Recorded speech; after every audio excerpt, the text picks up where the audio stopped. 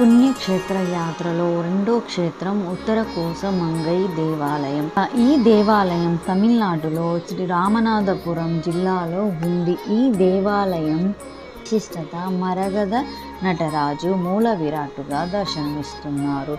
ప్రధానమూర్తిగా మంగళనాథుడు గారు దర్శనమిస్తున్నారు.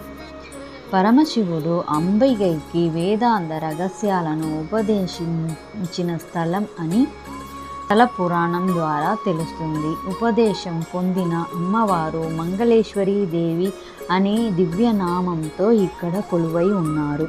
మరగద నటరాజు తిరువాతిరై నక్షత్రం ఆరుద్ర రోజు మాత్రమే చందన కాపు లేకుండా దర్శనమిస్తున్నారు.